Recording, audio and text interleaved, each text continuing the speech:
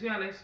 En el día de hoy les voy a estar mostrando cómo tocar algunos acordes disminuidos dentro de la clave sol. Como podrán ver, esta es la clave sol. Ponemos el primer dedo en la quinta cuerda, en la sexta cuerda, tercer traste, y el tercer dedo en la primera cuerda en el tercer traste.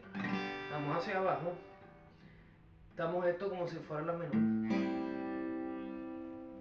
Sería el primer dedo en la segunda cuerda en el primer traste y el segundo dedo en la quinta cuerda, en la cuarta cuerda en el segundo traste.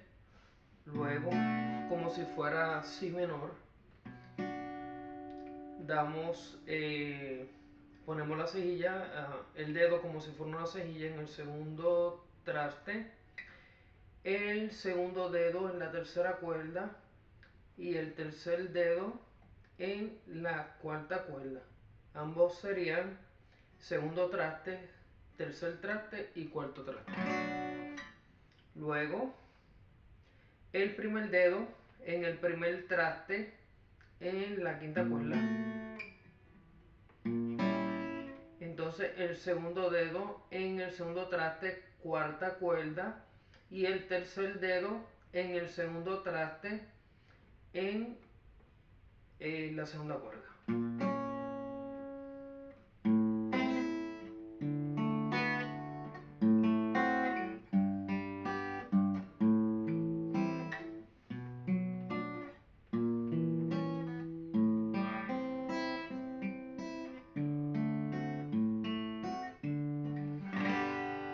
Pueden también dar este acorde, la menor, si se lo hace muy difícil,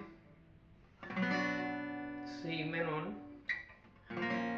la sostenido menor, la menor, re séptima, sol.